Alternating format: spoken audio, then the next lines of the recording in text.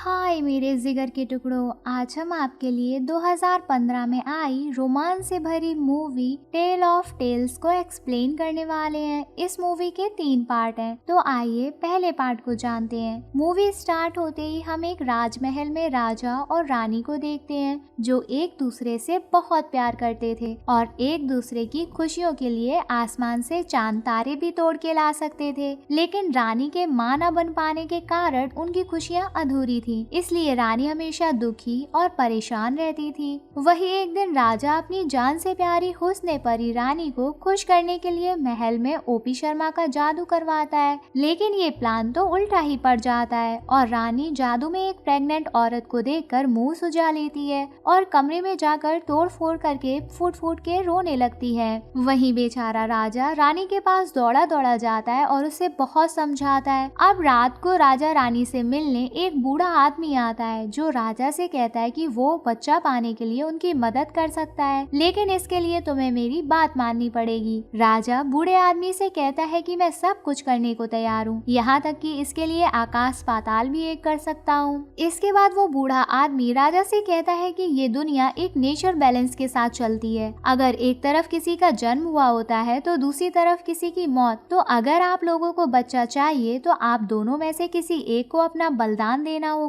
अब ये सब बातें सुनने के बाद भी राजा रानी की खुशी के लिए राजी हो जाता है। अब वो बूढ़ा आदमी राजा से उसी राज्य के समुद्र में रहने वाले एक सी क्रिएचर को मारकर उसका दिल निकालने के लिए कहता है और उस क्रिएचर के दिल को एक ऐसी लड़की से पकाने के लिए कहता है जो वर्जिन हो, यानी आज तक उसने किसी के साथ घपाघप न किया हो, और फिर उसी दिल को रानी को खाना होगा, जिसके बाद रानी वहीं के वहीं प्रेग्नेंट हो जाएगी। अब अगले दिन राजा उस सी क्रिएचर को मारने समुद्र के अंदर जाता है और क्रिएचर को मार देता है, लेकिन इसमें राजा भी काफी जख्मी हो जाता है और कुछ देर बाद राजा भी मर जाता है। इसके बाद उस सी क्रिएचर के दिल को निकाल लिया जाता है और रानी उस दिल को लेकर उसी वर्जिन लड़की को देती है। वहीं जब लड़की दिल को पकाती है तो उसे कुछ अजीब सा लगने लगता है और वो तुरंत ही प्रेग्नेंट हो जाती है। इधर रानी भी उस दिल को खाने के बाद प्रेग्नेंट हो जाती है और दोनों एक ही साथ एक ही समय पर बच्चे को जन्म दे देती हैं। जहां रानी अपने बच्चे का नाम इलियास और वहीं वो लड़की अपने लड़के का नाम जैना रखती है। अब हम व्यूअर्स को 16 साल बाद का सीन दिखाया जाता है जहां दोनों बच्चे काफी बड़े हो गए थे। रानी अपने बेटे के साथ बहुत खुश थी, जैसे उसे एक नई जिंदगी मिल गई हो। वहीं वो दोनों बच्चे बाकी बच्चों से काफी अलग दिखाई देते थे, जो बिल्कुल उस सी क्रिएचर की तरह सफेद दिखते थे और यहाँ तक कि वो दोनों लड़के जुड़वा दिखाई देते थे। वहीं इलियास और जॉना बहुत ही अच्छे दोस्त थे और हमेशा एक साथ रहते थे, लेकिन रानी को उनकी दोस्ती बिल्कुल भी पसंद नहीं थी, इसलिए रानी अपने बेटे को जॉना से हमेशा दूर रहने के लिए समझाती रहती थी। लेकिन इलियास अपनी माँ की बात ही नहीं सुनता था और वहीं इलियास और जॉना पानी के अंदर भी सांस ले सकते थे, इसलिए वो कभी कभी डांट से बचने के लिए पानी के अंदर छिप जाते थे ताकि इन्हें कोई ढूंढ न सके। फिर एक दिन रानी जॉना की माँ को बुलाकर धमकी भी देती है कि अगर तुमने अपने बेटे को मेरे बेटे से दूर नहीं रखा तो मैं इस राज्य से बाहर निकलवा दूंगी। पर इतना सब कुछ हो जाने के बाद भी इलियास और जॉना एक दूसरे से मिलना बंद नहीं करते हैं और फिर एक दिन तो हद ही हो जाती है। जॉना इलियास के कपड़े पहनकर महल में घूमने लगता है, तभी रानी उसे इलियास समझकर अपने पास बुलाती है, लेकिन रानी जॉना के बर्ताव को देखकर समझ जाती है कि वो इलियास नहीं है। और जब जॉना रात को एक खुफिया रास्ते से महल के बाहर जा रहा होता है तब रानी उस पर हमला कर देती है, पर जॉना जैसे तैसे करके बच जाता है। लेकिन जॉना को समझ आ जाता है कि अब यहाँ रहना उसके लिए ठीक नहीं है। इसके बाद इलियास जब जॉना को जाते हुए देखता है तो इलियास जॉना को रोकने की बहुत कोशिश करता है, लेकिन जॉना उसकी बात नहीं मानता है। वहीं जॉना जाने से पहले एक पेड़ की जड़ को काटता है जिससे पानी निकलने लगता है। फिर जॉना इलियास को बताता है कि जब तक ये पानी सफेद रहेगा तब तक मैं ठीक रहूंगा और जब ये पानी लाल हो जाए तो समझ जाना कि मैं किसी मुसीबत में हूँ। वहीं अब जॉना को गए हुए काफी वक्त गुजर जाता है, लेकिन इलियास भी जॉना की फिक्र में उस पानी को रोज रोज चेक करता रहता था। फिर एक दिन इलियास उस पानी को लाल देखता है तो इलियास अपनी माँ को बिना बताए जॉना को ढूंढने चला जाता है और बहुत ढूंढने के बाद इलियास को जॉना का घर मिल जाता है। तभी जॉना के घर के लोग इलियास को जॉना समझकर खुश हो जाते हैं और यहीं इलियास को पता चलता है कि जॉना 5 दिनों से घर नहीं आया है। इधर रानी भी बहुत ज्यादा परेशान थी और फिर से रानी उसी बूढ़े आदमी के पास जाती है और अपने बेटे का पता पूछती है। तभी वो बूढ़ा आदमी कहता है अगर तुम अपने बेटे को वापस लाना चाहती हो तो जान के बदले जान देनी पड़ेगी और रानी इसके लिए मान भी जाती है। फिर हम व्यूअर्स जंगल में जोना को देखते हैं जो एक सुरंग में फंस गया था। तभी अचानक से एक सी क्रिएचर उस पर हमला कर देता है और जोना को मारने की कोशिश करता है, लेकिन इलियास भी उसी जगह में जोना को ढूंढ रहा था। वहीं इलियास जोना के चिल्लाने की आवाज सुनकर उस सुरंग में आ जाता है और फिर उस क्रिएचर को अपनी तलवार से मार देता है। अब हम देखते हैं ये सी क्रिएचर कोई और नहीं बल्कि इलियास की माँ ही होती है जो जोना को मारने आई थी। अब जोना की जान बच जाती है और इलियास अपने राज्य का राजा बन जाता है और ये स्टोरी यहीं पर खत्म हो जाती है।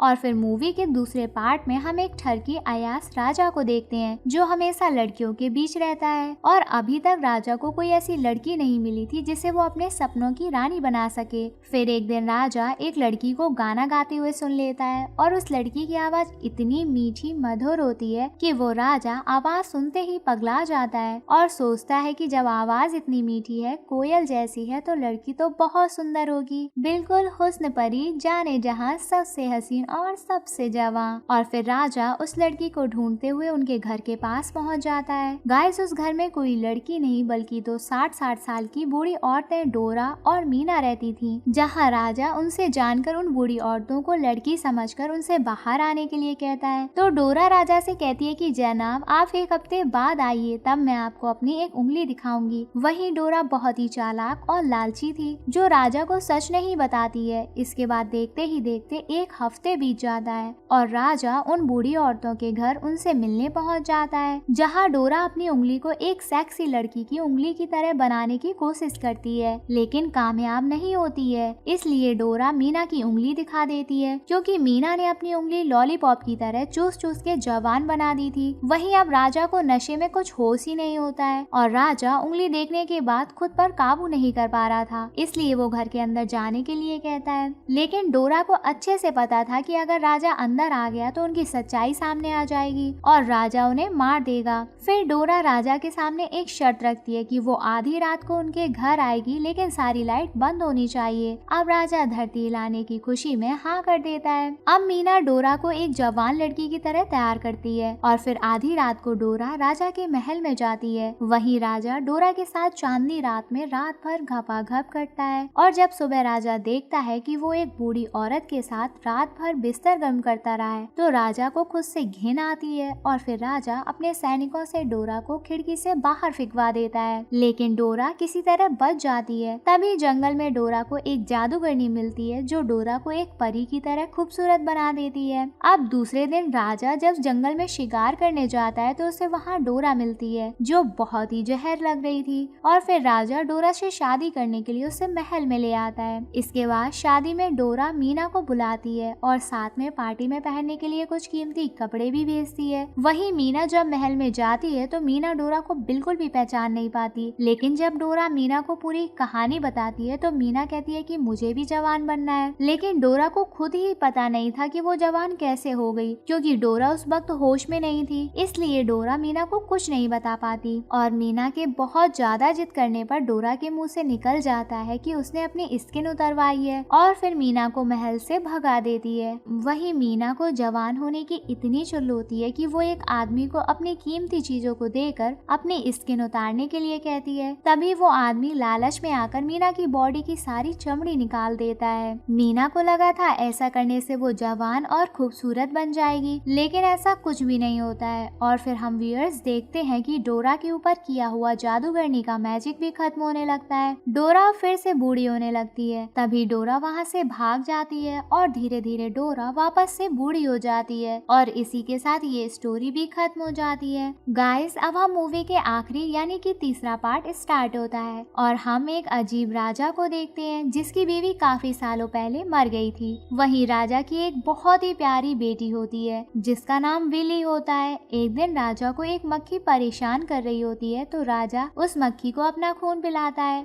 वहीं राजा को मक्खी को खून पिला के बहुत सुकून मिलता है और राजा उस मक्खी को लेकर इतना सीरियस हो जाता है कि राजा का मक्खी के सिवाय कहीं मन नहीं लगता है और फिर देखते ही देखते वो मक्खी काफी बड़ी हो जाती है। दूसरी तरफ राजा की बेटी विली भी शादी के लायक हो रही थी। वहीं विली चाहती थी कि राजा उसके लिए एक अच्छा लाइफ पार्टनर ढूंढकर उसकी शादी करवा दे, लेकिन राजा को अपनी बेटी की फिक्र ही नहीं होती है। वो सारे दिन उस मक्खी के बारे में सोचता रहता था, लेकिन लेकिन एक दिन वो मक्खी मर जाती है। तभी राजा उस मक्खी की स्किन निकाल लेता है और फिर अपनी बेटी से कहता है कि अब तुम्हारे लिए जीवन साथी ढूंढने का समय आ गया है। राजा कहता है कि मैं एक स्वयंवर रखने वाला हूँ, जो स्वयंवर जीतेगा उसी से तुम्हारी शादी होगी। अब विली ये सुनकर बहुत खुश भी होती है और थोड़ी अपसेट भी, क्योंकि विली खुद अपनी पसंद के लड़के के साथ शादी करना चाहती थी। लेकिन फिर भी विली अपने पिता के इस फैसले को मान लेती है और राजा स्वयंवर में अपनी मरी हुई मक्खी के खाल को टांगते हैं और कहते हैं कि जो भी इस खाल को पहचान कर बताएगा कि ये किसकी खाल है तो मैं उसी से अपनी बेटी की शादी करवा दूंगा। अब स्वयंवर के दिन बहुत से लोग आते हैं, लेकिन उनमें से कोई भी सही जवाब नहीं दे पाता है। वहीं इसके बाद एक राक्षस जैसा दिखने वाला आदमी आता है, जिसे देखकर विली तो डर जाती है, लेकिन बदकिस्मती से वो आदमी सही जवाब बता देता है। लेकिन विली को वो आदमी बिल्कुल पसंद नहीं था, इसलिए विली वहाँ से भाग के जान देने की कोशिश भी करती है। लेकिन अपने पिता के समझाने पर विली जबरदस्ती उस आदमी के साथ जाने को तैयार हो जाती है, क्योंकि राजा ने सभी से वादा किया था।